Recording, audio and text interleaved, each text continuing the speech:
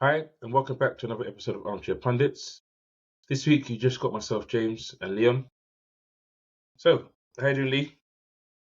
Yeah, not too bad, mate. Not too bad. Just recovering from a bit of a cold, but other than that, I'm all good. How are you? I'm same. Time of year, man. Always gets us. So I Mm. sound a bit bunged up, but we'll get through it anyway. Liverpool winning was a good thing for me. It helped me ease through this winter period so far. But obviously, wasn't the same for you. So in that case, we'll start with you. Where did it go wrong? Well, after 3 minutes, pretty much. So we scored a very early goal. Nah, Brennan Johnson. you Bro, weren't bad bro, after bro, 3 minutes. bro, bro, bro. Let Really? me talk. Let me talk, Okay, innit? Let okay, me okay, talk, fam. okay. Right. So we scored after 3 minutes. We started really, really well from that perspective. Got an early goal.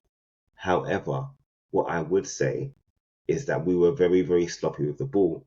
Ange Ball was not there on Saturday. It didn't travel up to the Midlands with the team because I'm telling you, the amount of times we gave the ball away cheaply, the passing just wasn't there. Like I think Son has never scored a goal against Wolves, and it looked like that type of game for him because he was missing in action. We obviously didn't play as high a line as we did against Chelsea during that went down to 9 men, and we can't because when you've got Dyer and Davies in there, you're lacking pace. But I feel like we managed to kind of, I wouldn't say nullify, but Wolves didn't really make the most of the opportunities they had, especially with their final passes to conjure up more chances against us. Because I saw times where they had options going forward, but didn't seem to pick the right one. Like you could Mm. see spaces which were there or that were left open by certain players, but they didn't really capitalize on them. So I felt like it's one of them games where we might just ride our luck, but lo and behold, we get to the 90th minute, and what do? One of our players kicks the ball off for a throw for no reason, and they get a throw in, throw the ball, quick ball through, great touch by Sarabia, and the first Ah, time volley. It was brilliant. that It's a goal brilliant was goal. just. I mean, I skipped over our build up play for Brennan's goal because I was just like, to be honest with you, it was a poor performance from the team in my opinion. We got away with we got away with it because Wolves weren't great. Um, Mm. as I said in the final third. But Brennan's goal was really, really good build-up play. Great play between Kulusevski and Porro, and it was Porro is a good crosser of the ball, and Mm. Brennan got in the position that we want him to be. When you're playing on the wing, you've got to get to the back post, and in this instance, he actually almost got close to the front post for the goal. So fair play, did well. We're glad that he doesn't seem to be phased by playing for a bigger team than Forest, which is Mm. good. So I think he will do well. Probably better than Richarlison the way Richarlison's been at the moment. Obviously he's got injury now, so we'll see what happens once he's back. But yeah, just wasn't a Spurs performance. I felt players like Basuma have been playing within himself the last 2 or 3 games, not just on Saturday. I felt like when Basuma's first 6 games, he was just like, my goodness, this is Yeah, the Basuma been missing. And then in the last couple of games, he's kind of gone back to the Conte Basuma or last season's Basuma because he hasn't had that same impact. And maybe the he was a bit dynamism. cautious. Yeah, but maybe he's a bit cautious because he's on that yellow card. Like he's had his I think he's on 4 yellow cards, and if you get the fifth, you'll get banned. But which is mad because he obviously got banned for a match for the 2 bookable offences as well. So I Mm. didn't really understand how that all works. But anyway, he was going to get banned, and he's now banned for the next match because he ended up getting a yellow anyway. But yeah, Saar was busy, but again, there was opportunities when he was going forward and he just picked the wrong pass or delayed a pass, not making the right pass at the right time. Kulisevsky, after the goal, his decision making was pretty poor, to be honest with you. He kept doing the same thing, trying to cut inside and have a shot. Um, didn't really look like conjuring up much. So, as I said, Son was missing in action. And then if we go back to the back line, we've got Dyer and Davis in there, and we know what we have when we've got Dyer and Davis at the back. Let's be honest. We know Davis is not he's not a centre back by trade. He's a left back or he's a full back by Yeah. trade. He can play left of a free because you've got, you know, that extra bit of a safety net normally with a wing back and obviously with your two centre backs. But playing in the back as a centre back in the back four, it's not really for him. I felt like he played well, and I think they gave him like Davies man of was the match alright. Davies was alright. It was until the goals. yeah, it was Dyer. I think But Dyer was at fault for but both goals, wasn't he? Dyer was at full for both goals, but he's not alone. I mean, we know what we're gonna get, and that's the problem. This is the problem that we could all foresee, knowing that obviously we had Romero, we have Van der Ven, but if anything happens to them, we know that we're back to Dyer, and that was always going to be problematic because he doesn't suit the system that Ange Postecoglou wants to play. He wants to play over high line. He wants to play progressive football. And Dyer just isn't that type of player. He's not a player that can adapt well in that to me in that style of play. And you saw, as I said to you, the first goal was him kicking the ball to touch. I don't know if he tried to play a ball down the line, but it wasn't even close to making it to who he was supposed to go to. I can't remember, was it it might have been to Kulusevski he was trying to get it to. Didn't get anywhere near.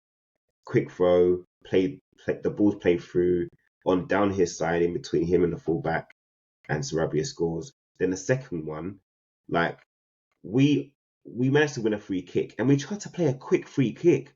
Why Yeah. would you try and play a quick free kick in that situation? It's Ange But ball, isn't it? between Lo Celso and nah, bro, there's Angeball and there's smarts, and I'm True. sorry, True. like you can play Angeball and not play quick in that instance. Between Højbjerg and Lo Celso, like they both ended up trying a quick free kick, gave the ball away. Højbjerg didn't track back, and then Dyer lets Lamina run through without tracking him. Whether he's trying to play offside, I don't know, but he was clearly onside because Lamina wasn't even in line with Dyer. He was behind him, so he was never ever going to be offside. And he ends up getting the goal because we've tried to play a quick free kick, lost the ball, and they've counter-attacked. So to me, there's a comedy of errors. I think we need to decide personnel-wise what we're going to do with the back line until Van der Ven and Romero are back. We've got an international break to work on things. Unfortunately, we're left with, you know, either blooding in a youngster like Ashley Phillips. I didn't realize he was that young. I thought it was 20, but I Mate, just checked up not when you're even. talking. He's 18. 18. He's 18, and he only played like 20 league games last season. It wasn't like he played a full Bruv, I'm full looking at it. It's not even 20, bruv. I'm seeing 8. in the first team for Yeah, bruv. Blackburn. I'm seeing In 22, all 23. comps. Let's see if we see. No, so the championship was 8 games. Yeah, FA Cup was 3 games. EFL Cup was 3 games. bruv, that's not even Okay. 15 games. Or is it? Yeah, That is 15 games, in fact. That's 16. No, 14 games, sorry, for Blackburn then in the first team. yeah. So I don't know, because I was gonna ask the question, like, why wasn't he brought in? So I thought, let me actually go and have a look, and I realized, right, he has no minutes, bro. He wasn't supposed to be ready to go yet, mate. He's supposed to be blooded in. So The joke is, sorry, you were doing the stats, and to the right, it actually had 14 games. this guy making me do maths. Anyway, my maths was Excuse me. correct. I got 14 in the end anyway. But yeah.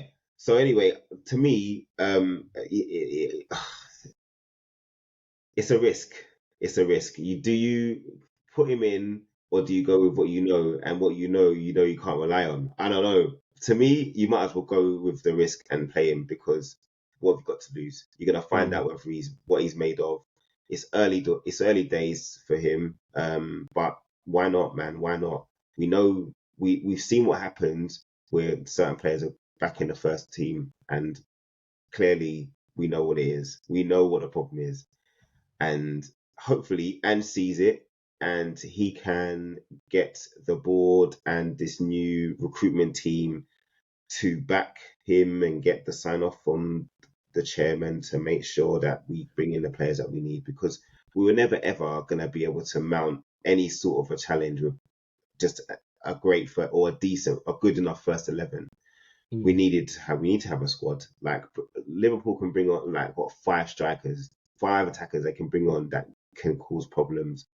We've barely got 3 that start that can cause problems. So for me, I just feel like there's a lot to do in the background to get Ange what he needs, and until that happens in January, it's gonna determine how much of a challenge we can mount. Not for a title, because no one ever thought that we was gonna challenge for a title. I think anyone that Top did as a 5. Spurs fan was hype. But top 5, if we're gonna challenge top 5, we have to have a squad.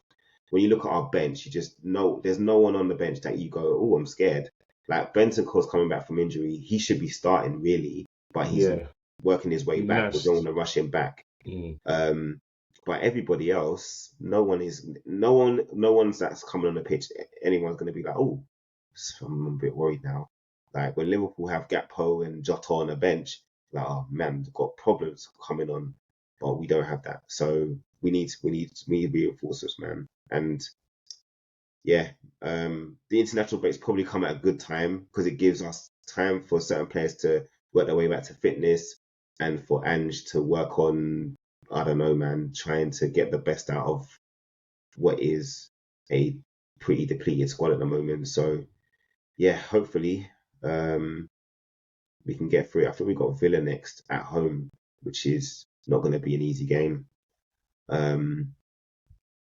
So yeah, not exactly the easiest fixture you need coming back from an international break. It's better, at least you're at home, and it's better than our fixture. I'll say that much. Well, yeah, for real. So yeah, 2-1. Last minute, very Spursy again. Just back to normal service resumed on Saturday, bro. That's how it felt. Normal service resumed. See, the funny thing is, if that was any other team this season, the Spurs. Right. So when I say any other team, if any other team that wasn't called Spurs had the same start as you, it wouldn't be called Spursy. They'll just say that by the end of the game, your lack of your key players bore through. But bro, 2 goals in injury time. It happens for a team that's no, it does.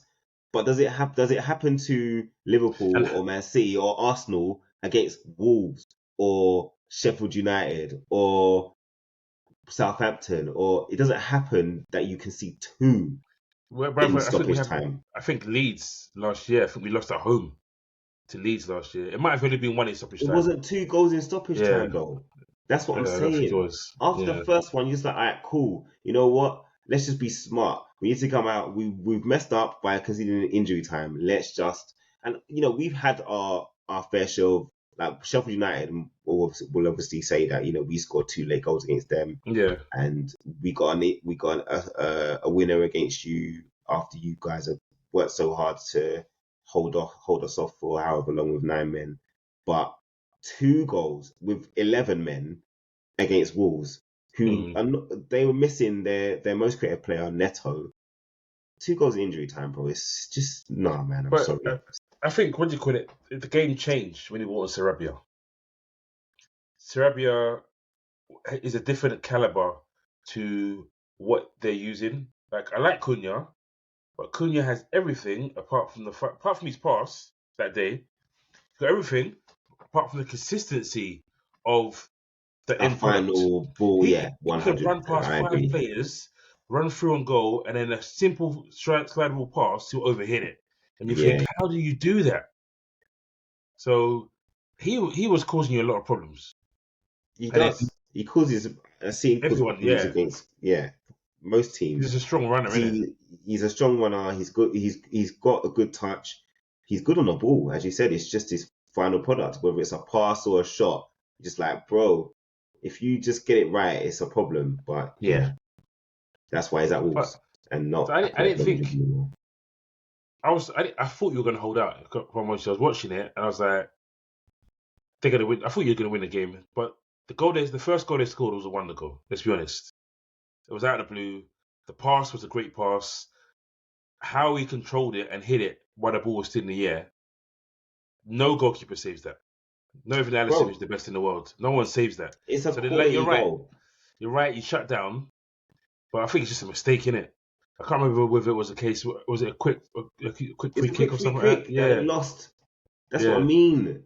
Like, be smart. You can take a quick free kick, but don't They put passed it yourself straight in. to Yeah, it was literally a stray ball, and it went straight back to Lamina. them. They counter attacked, and it was it. I was like, you have Yeah. got to be kidding me. As soon as we lost the ball, I was like, we're gonna score because this is just so typical. It's just this is decision making. This is why I was so vexed about it. It wasn't the fact that for me, Wolves actually deserved to win the Yeah, game. because I was gonna say that. That's how I was gonna end it. They deserve the win.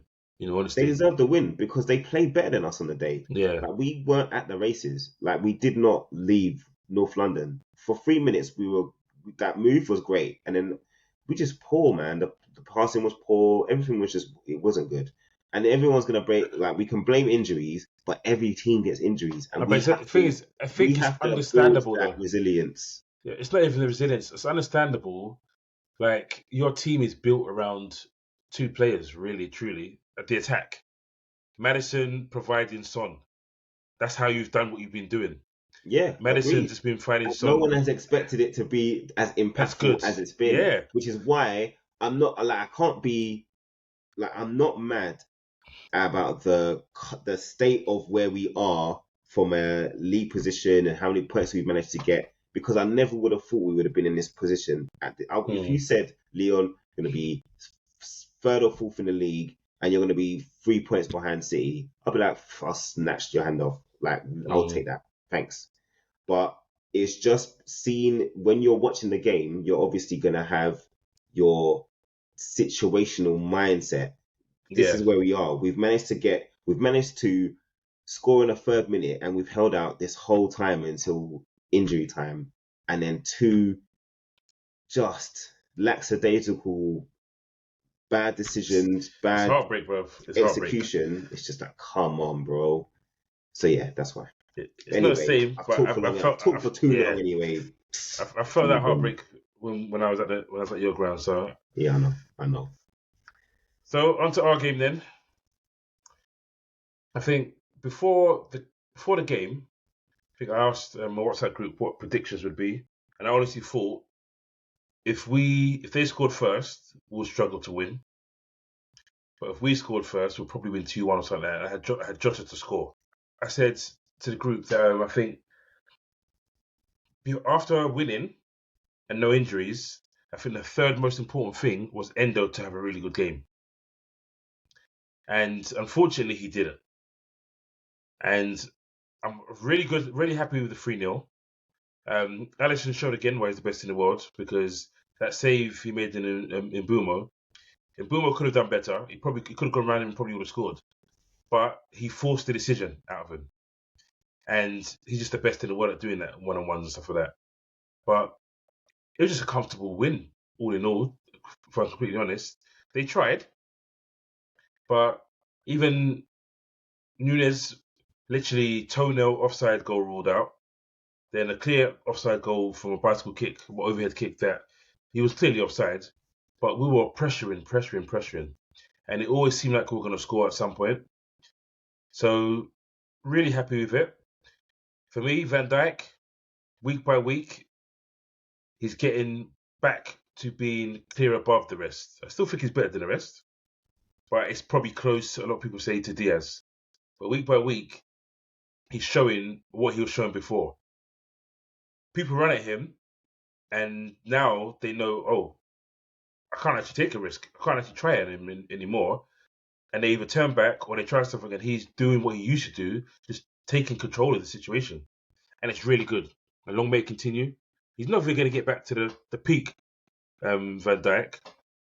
But if he continues to play at this level, then it only bodes well for our season because it will give confidence to whoever's next to him and the rest and the whole defense as well.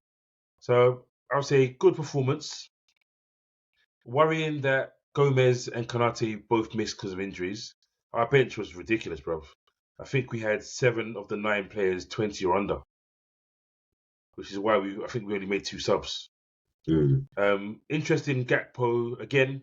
playing as an 8. I feel sorry for him because he's getting pulled from pillar to post in our squad, and he's basically become a utility man.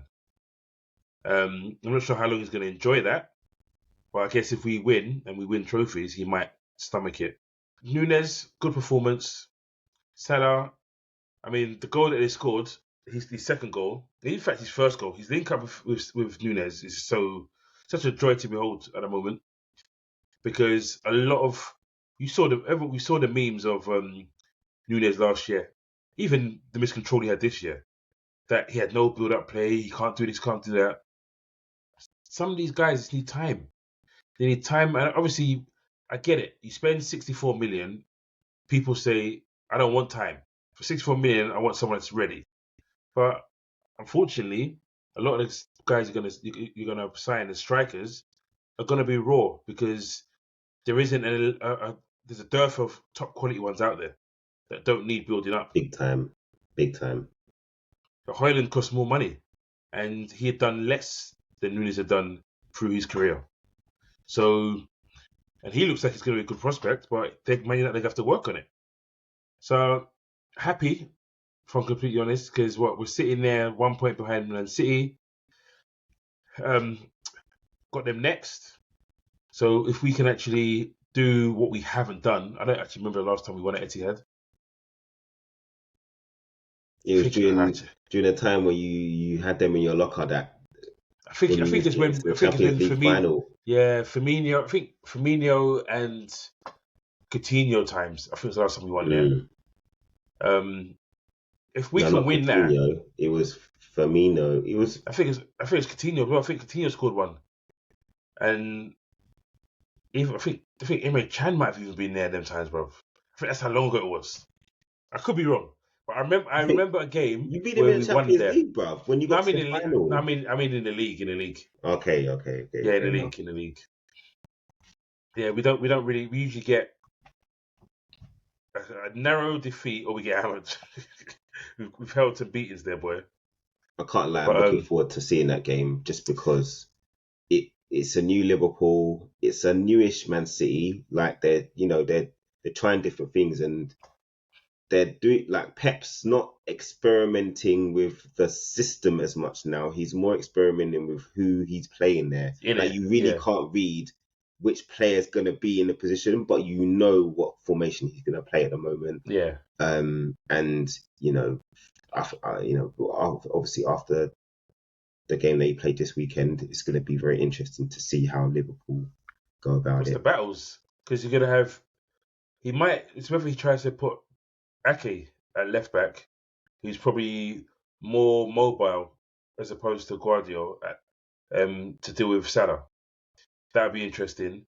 Nunes, I think Nunes has to start. Yeah, I think Nunes has to start. So I don't know. It's going to be interesting. But yeah, back to the weekend. Good performance. We're sitting nice in the table, and Klopp is just building. The little injuries, I'm really hoping, because Gravenberch, they said that he'd been training in midweek and he just about couldn't make it for the Toulouse game, which was horrific, by the way. But not as bad as some fans. Some fans, I don't know. It was almost like it was the final that we'd lost. That's how emotional some people got on that game. I was like, I just don't get it. Like, we're virtually through. Not only that, sometimes it's like, let's be honest, you're not gonna not qualify from this group. But sometimes it's good. We have to finish top though. Yeah, and we're good. Understandable. So you don't have to play a Champions League team, but at the same time, when you look at, sometimes it's good for the manager to see what weaknesses you have, especially in a competition like this. Like in a knockout stage, you don't have time to be experimenting. This is the only chance Klopp can really do that, because you've built up enough of a lead in your group that you can afford to drop one game. I'm almost certain that he probably won't do the same in the next game we play. It's at home, so I think he might do, but because at home, I see 3 points. in But general. every single Europa League game, you've always made sure that all of the big like no matter who started, the big They guns get are ready minutes. to come off the bench if they need to, Yeah, and he's brought them because on most of the time anyway. because this time next, because normally we'll be in Champions League, so normally they'll be playing minutes. So a Mm, lot of these guys need the minutes. They need it. They're playing every 3 days. Like Salah's one of those guys. He wants goals, so he doesn't want to be mm, out of the squad midweek because Europa League. It's just more goals for him. mm. So, and then at the same time, what he's doing that's really good is it's the minutes in the legs for the guys that aren't going to play all the time. A lot of them are match ready now. So if we do need to throw them in, we're not throwing in guys that haven't played for 4 weeks. And then we're like, oh, why can't he step up to the plate? So the building is where we're building nicely, and I'm happy with it. Happy with the performance. And I'll be honest, I never look forward to the Man City games away from home. I look forward to the home games. I never really look forward to them. But hopefully, because goalkeeper Edison pulled out of the Brazil squad. I know he hurt his foot in the game. Whether they're doing a Fergie and just taking him out because of a knock he could probably play through, what's the point? So Allison will probably get his chance. And I think what was interesting, last time they went away from Europe, but South American players didn't play for Guardiola. I don't think he'll try that now. Mm. But he didn't play them. So it'll be interesting because our midfield makeup is going to be very interesting because is McAllister ready? He's been shaky the last few weeks. I don't think terrible. Some people think he has been terrible, but is he ready for that? But as we've spoken about quite a bit about Man City, we'll move on to their game, which is probably the game of the season so far. 4-4. Chelsea doing what they've done against the top boys and putting that performance against teams that actually attack them. And I couldn't lie. It was so exciting watching the game, and I was rooting for Chelsea because obviously I just knew we would. If Chelsea won, they're not going to catch us anyway. But then we'll be joint top. That was all I was sitting there thinking. Forget their 1 point, we'll be joint top, and it'll be really good. But I've got to give credit to Poch because his game plan worked, and the team showed a fighting spirit that was lacking severely last season. And even at early stage of the season. Cole Palmer, I mean, I know why City let him go, but they let him go, man. He looks really good. I mean, They got Doku, so it's not like they let him go and got nothing. They replaced no, him with but Doku. Doku plays on the left Obviously, and yeah. Cole Palmer plays on the right. No, but he can play It's right though. game time. Doku. It's game time. It's game time. End of Yeah. the day, he wanted to play. He wanted to play games. They got a good amount of money for him for a youngster 42 who, mil. let's be honest, hasn't really been proven in the Premier League. He played a few cameos here and there, coming off on and off as a sub, and in the Champions League games when they were pretty much safe. But Chelsea did. That's probably one of the best bit of business they've done, because of the fee they paid and how well he's done since he's been in there. Like he's really just come into the team and played like he belongs there. And he looks confident. He looks assured. He's got a good touch. These are things that he's been doing all this season so far for them. And then it just so happens that he plays against City and plays as if he's used to playing them guys, which he has been, obviously in training and whatnot. But on the big stage where the fans are obviously hoping that you guys can pull off a shot. But yeah, really, really done really, really well. Guardiola had probably his worst game for City that he's had so far, playing on that side against him. So, have to give credit where credit's due. Poch is not a manager that sits back and he's always gone for it. Even with Tottenham, he went for it, and he's got one thing he has got with some of those young Chelsea players is they've got desire. They want to win. You can't say that even with their poor start. You can't say that they haven't. It's because they haven't tried or Yeah, haven't they tried. just couldn't finish. They couldn't finish. They couldn't finish the chances. The amount of times I've seen them create gilt-edged chances, and you had Jackson missing them. Now he's finding in there a bit of confidence after that Tottenham game, and now he's Mm, scoring against Man City, and he just shows what one game can do in terms of building your confidence and mm, how well they it did feel like, even though obviously we know this is not top quality Chelsea, it did feel like when Chelsea were the type of game it felt like when Chelsea were at their peak and they were playing mm. against a great City team. Um, the defenses were just, they weren't great. I mean, No, apart from the penalty decision of going against Chelsea for Haaland, which I think Cucurella will feel a little bit hard aggrieved done by, about. yeah. Um, you know, it was all about end to end, and it didn't even feel like there were many tactical changes made. It just felt like it was every man going toe to toe, and it was great to watch, man. It was really, really was a good watch. The As Man a City neutral, players didn't follow the script. no, Because when, not when at all. when you hear Rodri say we let them draw us into their type of game, then you're like, yeah, but you guys should be able to just adjust. That's what. But not even that. It's not even being able to. You've got the play. You've got Ruben Diaz. You've got Carl Walker. You've Hmm. got Edison. You've got Rodri, Bernardo Silva. Those guys are experienced enough to know not to get drawn into it. Hmm. And it happens. It's emotional. It's football. Like it. One thing you have to say: the referee let so many things go Yeah, he that did. you would, in other games, you would have thought that he would have stopped. But I think that added to the needle in the game, the flow of the game, that he let a lot of things go. He was quite lenient. The cards that were given yellow cards were like, they definitely yellows, and there wasn't, there was still a lot of physical play. Like, to me, what Chelsea were doing against Tottenham didn't react well to it. City Mm. did, because they're used to it and they know how to deal with that. But yeah, you have to give the referee credit for dealing with what would have been a difficult game, because of how physical it was. He let a lot of things go, and that added to the spice in the game. Very exciting game, and it'd be really good if ours is just as good as that, but we come out on top, obviously. Of course, you would want to win. But Makes sense.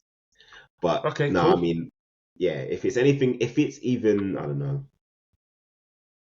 80% as good, we'll be in for a treat, mate, because there's a lot of quality on show. Do you think that'll give Chelsea a new lease of life? Yeah, I do. I never believe that they will stay 10th. I think they need to figure out how to deal with the low block. And this is a problem that Poch has had in the past. Like, his teams have struggled against teams that Mm. know how to defend well. We had it with Tottenham. He's had it with PSG. It's not new. So I think he just needs to figure that out. But the players also need to take their chances. And once they do, it won't be a problem. They score first, teams have to come out. And that's the key. You have to get the first goal. So we'll But they see. got Newcastle coming up next, which should be equally as good. A Yeah, game, I because imagine. they're not gonna play. Well, actually, No, sometimes Newcastle do. they've got a lot of injuries as well, so it's a weird Yeah. one. But Hmm. okay, cool. So Arsenal cruising past Burnley. Didn't expect much less, in all honesty. 3-1 victory. I think the only thing about it is that Saka didn't score. So he's in a bit of a got an assist though. So I mean, Arsenal are just looking like a well-oiled machine at the moment. They're not playing amazingly great football, but they're mhm. just doing what they need to do to win games, and that's what you want when you're in the winter months. You just need to pick up points, and they're doing that. And after the whole controversy around the Newcastle game last week, it's the kind of response that they would have wanted. Yeah, And they're playing against a Burnley team who, let's be honest, they're probably going um, to get relegated. they're gonna get relegated because Vincent Kompany is sticking to his principles, Yeah, and he's saying that they're gonna try and play football, which they, fair can't. play to you, try and play football, but if you don't have the quality to maintain it, it's going to be very difficult for you to deal with the teams that you're going to come up against in the Premier League. So to me, it's, as I said, business as usual for Arsenal. Burnley are probably going to go down, and yeah, it's really tight at the top at the moment. Man City, Liverpool, and Arsenal look like the three teams who have the strongest squads and will look to be challenging for honours at the end of the season. Yep. And last team that we'll talk about, Man U, the most informed team in the Premier League. Funny enough, Look, man. I mean, we were talking about how poor they've been, and they're 1 point above Newcastle, who people have not, they've been giving credit to for still being able to deal with Champions League and blah blah blah blah blah. Obviously, Man United have to sort out their Champions League situation because it's not looking good for them at the moment. But their group is open. Bayern Munich are gone, and it's basically everyone else against each other to qualify. But in the league, you got to give them credit. It wasn't a great performance against Luton. I mean, you would expect that, especially at home, because we were poor away from from Luton, home. you would do a bit. You would do more. But a win is a win. I think it was Lindelof that scored, wasn't it? Yeah, it was Lindelof. Yeah. From corner. So they've at the moment for Ten Hag, all you gotta care about is victories, because they've also had quite a lot of injuries at the start of the season. So he will, admittedly, especially with his back line, will say that it's been quite tough for them. But yeah, they are not fine. The front players aren't really doing it for them at the moment. Rashford has been poor, Garnacho's been poor, Anthony's been poor, Martial's Martial. And they're not really getting, apart from Bruno, who's always contributing to goals from midfield. Eriksen is not really contributing. Mount's not contributing. Maybe it's a season too far for Eriksen, maybe, in the Premier League. I don't know if it's a season too far. I just don't think he's the type of player Man United needs anymore. Yeah. Should have stayed at Brentford. Yeah, he probably should have stayed at Brentford, and they probably would have benefited from still having him. But yeah, I just felt like I understood why Man United went and got Eriksen last season. But I think it's now a bit too much for him for what they need. I thought Mount would have been a good signing for them, but he hasn't really hit the ground running yet. They didn't need him, bro. They didn't need him. It was wasted 60 million. Considering they were saying they couldn't buy this person, they didn't need to sign him, because don't really know what they were. He's just a B-ranked version of Fernandes. Really, he likes to do similar things. Yeah, but he doesn't really play in the same way. Like, no, he's not a number 10 in terms of, like, he's not someone who's like Bruno creates bags of chances because he takes risk with his passing. It's logical as well, though. I was looking at stats somewhere.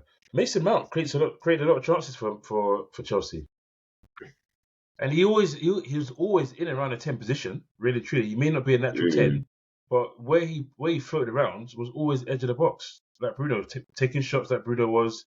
Sometimes they put him at right, like they do with Bruno.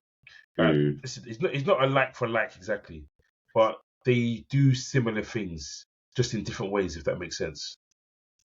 So I just thought, if you have both of them, how's that going to work? And it's not. It's not, yeah, because maybe they're looking at doing Casemiro as an 8, and them two as Casemiro as a 6, or a lone 6, and those two as the running 8s, but that doesn't work for them either. No, and then McTominay's basically said, "Screw you, you ain't selling me because I'm going to do some bits right now," and he is for them. So, I don't know, man. It was a strange signing in a sense of, yes, the amount of money you spent to get him and where he's going to play, where does he fit in? But I understand it from what he can bring to a team, because he's versatile. He scores goals. He does get assists, but yeah, he works hard as well. They just got to find their feet. They don't have a style right now, and they're just getting points. And maybe that's the remit. Just get points. Just get us through to a certain period. We don't know what's going on there. There's a lot of ownership management / change in terms of doing that deal with if it's Jim Ratcliffe or something like that. So there's a lot of change to come for them. So maybe he's just trying to steady the ship until they can make more changes. So we'll see.